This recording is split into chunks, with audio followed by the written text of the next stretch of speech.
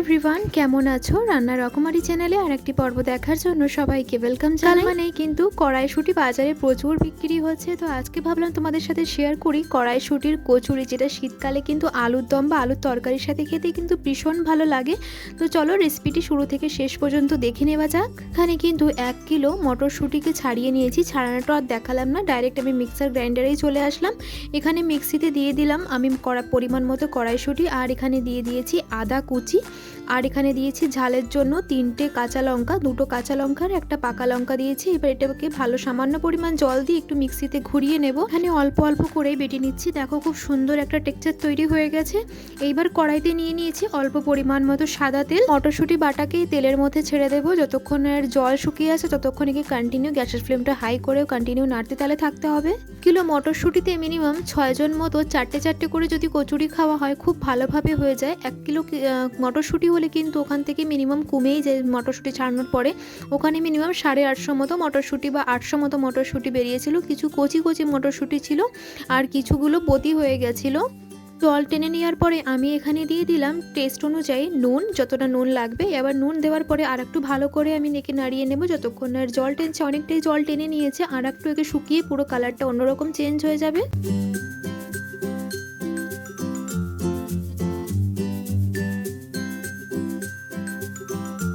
শুটির কচুরিতে কিন্তু একটু পরিমাণ মতো হিং, যে আমাদের বাড়িতে কেউ হিঙের গন্ধ পছন্দ করে না, তার জন্য আমি 1 চিমটি মতো হিং ব্যবহার করেছি। জাস্ট একটু হালকা গন্ধ হলেই হবে।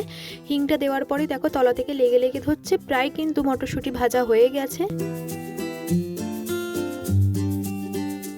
কিন্তু মটরের পুরটা সম্পূর্ণভাবে তৈরি হয়ে গেছে, তলা থেকে লেগে লেগে ধরছে আর কালারটা অনেকটা চেঞ্জ হয়ে গেছে। এবার একে আমি নামিয়ে নেব, আটাটা মেখে নেব। এখানে চায়ের কাপের 4 কাপ মতো আটা নিয়েছি, আটাটাকে একটু ভালো করে চেলে নিচ্ছি। আমি কিন্তু কচুরিতে সবসময় আটা ব্যবহার করি আর ময়দার পরিমাণটা একটু কম রাখার চেষ্টা করি। ময়দাটা আমাদের শরীরের পক্ষে ততটা ভালো না। আমি যে কোনো পরোটা, লুচি, কচুরিতে সবসময় আটার সাথে ময়দা মিক্স করি। এখানে আমি 4 কাপ মতো আটা নিয়েছিলাম আর 3 কাপ মতো আমি ময়দা নেব। এই কচুরিটা করার পরে কিন্তু পরের দিন অবধি কচুরি খুবই সফট ছিল। এখানে দিয়ে দিলাম অল্প পরিমাণ মতো নুন, ময়ানের জন্য দিয়ে দিয়েছি এখানে সাদা তেল। এবার ভালো করে নুন আর সাদা তেলকে আমি মিক্স করে নেব। আটার সাথে আর ময়দার সাথে মিক্স করলে কিন্তু পরের দিন অবধি কচুরি একদমই সফট থাকে। আর সবার শেষে আমি তোমাদের দেখাবো কতটা সফট ছিল। আমি এখানে দেবো 1 চিমটি মতো খাই সোডা, মানে বেকিং সোডা যাকে বলে।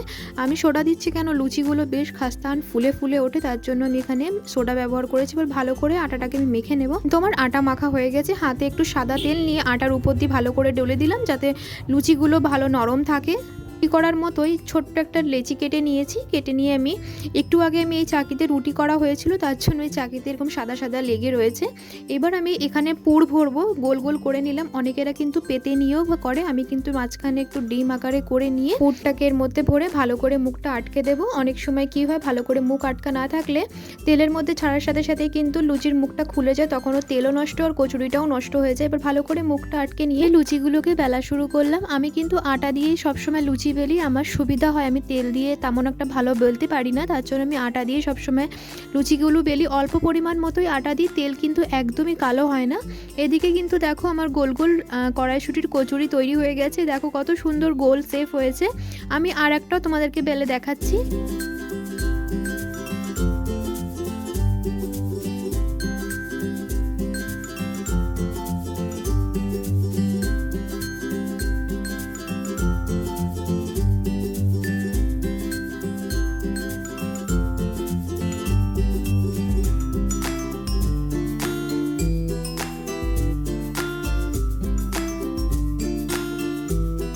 দিনের রেসিপি যদি তোমাদের ভালো লেগে থাকে প্লিজ একটি লাইক করে দেবে। এদিকে কিন্তু তেল গরম হয়ে গেছে, এবার আমি এক এক করে কচুরিগুলোকে তেলে ছিটিয়ে দেবো।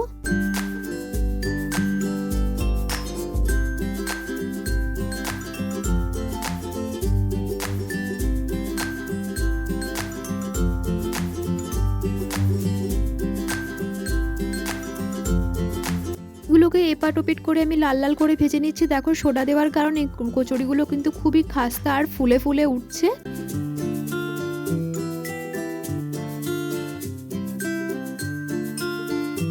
আমার গরম গরম কচুরি ভাজা হয়ে গেছে, একদম ফুলকো ফুলকো হয়েছে। আমি আর একটাও তোমাদেরকে ভেজে দেখাচ্ছি।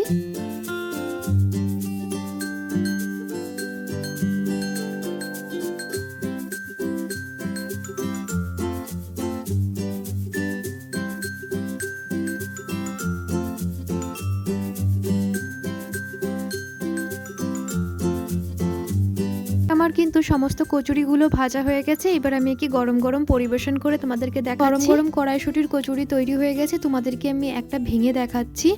দেখো কতটা সফট হয়েছে, আর এরকম ভেতরে কিন্তু একদম পুর ভরা, মানে মটরের পুর ভরা রয়েছে। এতটা গরম যে আমি ঠিক করে ধরতে পারছিলাম না, তার জন্য বারবার আমার হাত থেকে ছুটে যাচ্ছিল। কড়াইশুঁটির কচুরির সাথে আলু মটরের তরকারিও আমি তোমাদের সাথে শেয়ার করব। ভিডিওটা অনেক লম্বা হয়ে যাবে, তার জন্য তোমাদের সাথে আমি নেক্সট পার্টে আলু মটরের তরকারি আমি কিভাবে রান্না করছি সেটা দেখাবো। দেখো হাতের মুঠোর মধ্যে কত সুন্দর চলে আসছে। নতুন একটি রেসিপি নিয়ে আবার দেখা হবে। আসি তাহলে, ভালো থেকো, সুস্থ থেকো, ধন্যবাদ।